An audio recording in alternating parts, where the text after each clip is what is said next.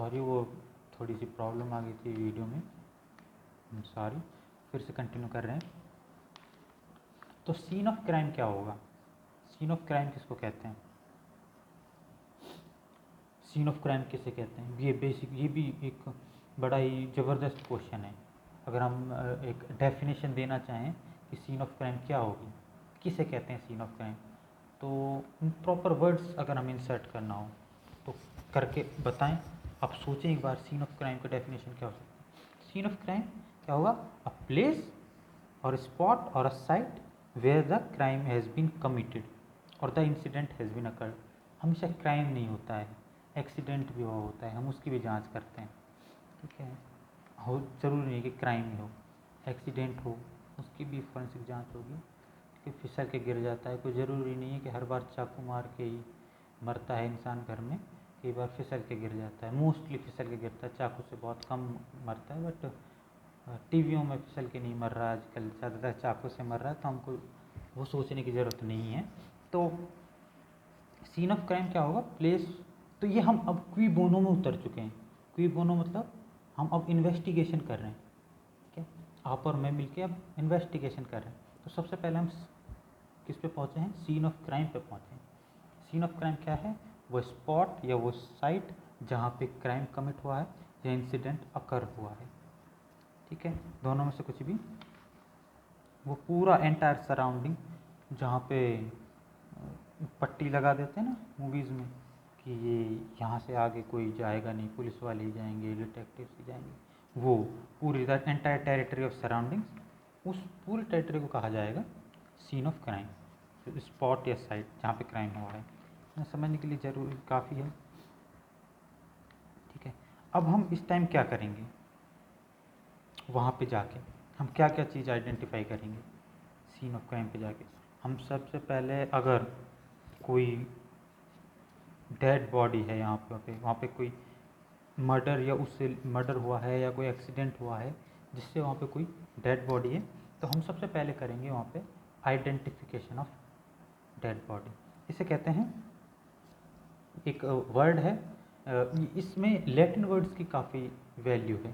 जब हम forensic science पढ़ेंगे तो हमको जो है इस पे ध्यान देना है, जो कि ये फॉरेंसिक साइंस में लैटिन वर्ड्स पे भी ध्यान देना होता है, ये बहुत इंपॉर्टेंट है। तो एक वर्ड आता है कॉर्पस, कॉर्पस डेलिसिटी। कॉर्पस का मतलब होता है बॉडी, या आप मन में बिठा लीजिए, आपने रिट पढ़ी होगी कॉन्स्टिट्यूशन में, हैबियस कॉर्पस। हैबियस कॉर्पस पढ़ा है, टू प्रेजेंट द बॉडी। तो कॉर्पस जहाँ भी वर्ड आप देख लो, CORPUS, कॉर्पस, कॉर्पस मीनिंग होता है बॉडी हमेशा, ठीक है। लेटिन की कई टर्म्स आती हैं, तो कॉर्पस अगर आवे तो कॉर्पस का मीनिंग होता है बॉडी। अब कॉर्पस डेलिसिटी का मतलब क्या होगा? डेलिसिटी क्राइम से रिलेटेड है, तो बॉडी ऑफ द क्राइम, ठीक है। तो उसका आइडेंटिफिकेशन किया जाएगा सबसे पहले। सीन ऑफ क्राइम पे पहुँचे, वहाँ पे हमने देखा अगर क्राइम कुछ भी हो सकता है, अगर वो मर्डर या इंसिडेंट ऑफ डेथ है तो हम सबसे पहले आइडेंटिफिकेशन ऑफ बॉडी करेंगे। फिर दूसरी चीज़ हम देखेंगे वहाँ पे मोडस ऑपेरेंडी। इस वर्ड से को ही तोड़ लीजिए, modus operandi, modus mode of operation, modus operandi, ये भी एक लैटिन वर्ड है। क्या मतलब हुआ इसका? Way of doing something, definitely mode of doing something, modus operandi, किस तरीके से ऑपरेट क्या होगा, ये का सारा हुआ कैसे, ठीक है। तो द प्रोबेबल और पॉसिबल एक्ट ऑफ क्राइम की, यहाँ से गोली मारी होगी तभी सर में से पीछे से ये निकल गई, अगर दूर से मारी होती तो नहीं जाती, क्या, या ये चाकू से हत्या करी है, या कैंची से करी है, या ये बंदूक से करी है, या ये किसी कौन से वेपन से करी है, ठीक है। यहाँ पे किस तरीके का अपराध हुआ है, किस तरीके से क्राइम हुआ है, मोडस ऑपरेंडी पूरा वो प्रोबेबल आइडेंटिफाई खुद ही करते हैं। प्रोबेबल ये सारा पुलिस कर रही है इन्वेस्टिगेशन, यहाँ पर वकील नहीं कर रहे हैं, लॉयर नहीं कर रहे हैं, हम सिर्फ उतरे हैं। ये क्या है? Forensic science. ये कहाँ यूज़ आ रही है? पुलिस ने रिपोर्ट बना देती है ना, तो रिपोर्ट बना देती है तो वो लिखती है हमने कैसे कैसे आइडेंटिफाई किया, वो पूरा बताती है कि हमने ये वाला मेथड यूज़ किया, ये वाला मेथड यूज़ किया। अगर हमने फॉरेंसिक साइंस पढ़ी हो तो हम बता देंगे कि नहीं सर, आप यहाँ पे गलत हैं, ये इस तरीके से हो ही नहीं सकता, क्योंकि आप डॉक्टर सालू के हैं, आप बता देंगे। तो इसी तरीके से पुलिस कर रही है, हम भी वहाँ एक तरीके से इमेजिनेशन में हम वहाँ खड़े हैं, ठीक है। जैसे अब यार बार बार मूवीज़ में क्यों जा रहे हैं, तुम छोड़ो, ठीक है। तो एक probable possible act of the crime, ठीक है, वो आइडेंटिफाई किया जाएगा, ठीक है। हम सीन ऑफ क्राइम पे क्या कर रहे हैं, पहला आइडेंटिफिकेशन ऑफ बॉडी करी है, दूसरा मॉडस ऑपरेंडी पता करने की कोशिश कर रहे हैं कि प्रोबेबल या पॉसिबल एक्ट कौन सा था जिससे ये क्राइम कमिट हुआ है, ठीक है। जैसे कि in the nature of crime, nature of crime ये किस तरह का है, ये कोई जो सीरीज ऑफ क्राइम चल रहा है उससे रिलेटेड तो नहीं है, ठीक है, या उससे सिमिलर तो नहीं है। वो जो भी नियर सर्कमस्टांसेस हैं, वेपन पता कर रहे हैं, ऑब्जेक्टिव पता कर रहे हैं, मोड पता कर रहे हैं, कुछ सिमिलरिटी पता कर रहे हैं, हम उसमें पूरा ऑपरेशन पता कर रहे हैं, ठीक है। तीसरा हम आइडेंटिफाई करेंगे क्या, नंबर ऑफ एक्यूज्ड और culprits could be involve in the crime, कितने एक्यूज इन्वॉल्व हो सकते हैं। चोरी, आपने आईपीसी पढ़ा, ये चोरी और रॉबरी, थेफ्ट और रॉबरी में तो ये बहुत इंपॉर्टेंट हो जाता है। अगर मान लो 3 पर्सन ने की तो थेफ्ट रहेगी, लेकिन जैसे ही वो 5 हो जाते हैं तो वो रॉबरी हो जाती है। आपने पढ़ा है ना आईपीसी में, 5 पर्सन मिलके जो थेफ्ट करते हैं वो रॉबरी होती है। तो कितने पर्सन थे ये आइडेंटिफाई करना भी बहुत ज़रूरी है, ठीक है। आजकल तो हमारे पास कैमराज और वो सब चीज़ लगे हुए होते हैं, लेकिन पहले फुटप्रिंट्स देखते थे, कितने लोगों के फुटप्रिंट्स आ रहे हैं, कितने लोगों के फिंगरप्रिंट्स आ रहे हैं अंदर, अलग अलग डिफरेंट, ठीक है। उनसे पता करना कि कितने कल्प्रिट्स रहे होंगे, ठीक है। फिर एक अगला पॉइंट आता है टाइप और नंबर ऑफ वेपन यूज्ड, कितने वेपन और कितना कौन सा टाइप, मतलब क्या विंचेस्टर शॉट गन थी या कोई क्या कहते हैं उसे देसी कट्टा था, अपने भरतपुर अलवर में बना हुआ कोई,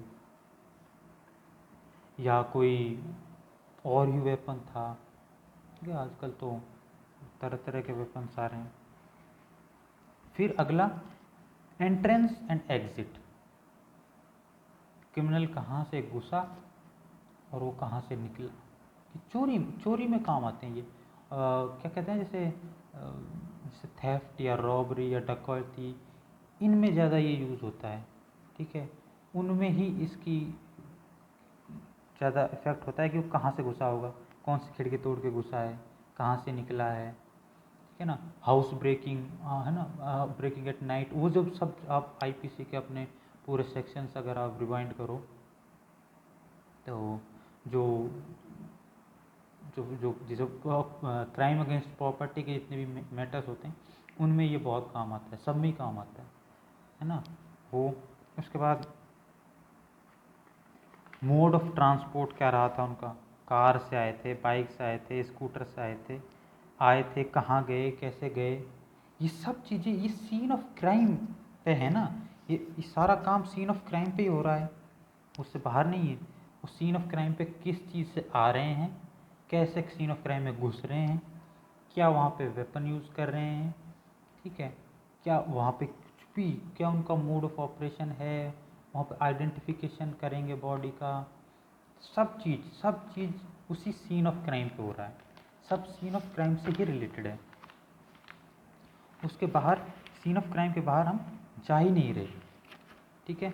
वहीं पे फिर हम डिस्कवरी करते हैं पूरा, जब सीन ऑफ क्राइम को हमने जब पूरा देख लिया तो अब देखने के बाद हम वहाँ पे क्या करेंगे, पता करने के बाद एविडेंसेस डिस्कवर करेंगे और कलेक्ट करेंगे, ठीक है। हम क्यों उस सीन ऑफ क्राइम पे गए थे, पर्पस क्या था, डिस्कवरी, केसेस से रिलेटेड डिस्कवरी करना। क्या डिस्कवर करना है, डिस्कवर करना है हमको एविडेंसेस, और कुछ वहाँ पे डिस्कवरी के लिए मतलब मिलेगा भी नहीं। बेसिक बात तो ये है कि हमको एविडेंस ही डिस्कवर करना है, ठीक है। तो एविडेंसेस डिस्कवर, वहाँ पे हम क्या क्या एविडेंसेस डिस्कवर कर सकते हैं, तो सोचिए, बिल्कुल सोच सकते हैं। वहाँ पे हम एविडेंसेस डिक्लेयर कर सकते हैं, ढूंढेंगे तो हम देखेंगे कि अगर गन फायर होगी तो गन फायरिंग के बाद जो उसका बुलेट निकलेगा वो वहाँ कहीं गिरा होगा, वो हम ढूंढ सकते हैं। उसके उसके ब्याह पे जो उसका जो हिट हुआ होता है पीछे से, उस पे जो निशान बन जाते हैं, उस निशान हर एक वेपन अपने जो बुलेट है उसको फायर करने के बाद जो उसका पीछे से जो मैकेनिज़्म होता है गन का, वो जब हम पूरा दबाते हैं उसका फायर करने के लिए, तो जो पीछे से हिट करता है गोली को, जो बुलेट को हिट करता है, जैसे ही वो हिट करता है तो उस बुलेट पे यहाँ पे निशान बनता है, यहाँ पे मार्क बनेगा। उस मार्क, वो हर एक वेपन का मार्क मोस्टली डिफरेंट होता है और वो हर गोली में सेम मार्क बनाता है। तो हम ये उस अगर वो हम गोली को अगर जब्त कर लें, वो हमें मिल जाए और हम उसको सीज़ कर लें, तो उस सीज़र के बाद हम ये बता सकते हैं कि एक और गोली उस वेपन से फायर करने के बाद कि कौन से वेपन से ये गोली फायर की गई है। ये बहुत ही डीप मैकेनिज़्म है, इसको समझना भी बहुत इंपॉर्टेंट है। तो हम क्या कि अगर हमें वो मिल जाए तो हम वेपन आइडेंटिफाई कर सकते हैं ये किससे चलाई गई है। हो सकता है हमको चाकू पड़ा वहीं मिल जाए, हमको हो सकता है कि वहाँ पे गोलियाँ पड़ी मिल जाए, ठीक है। तो इस तरीके से हमको कई चीज़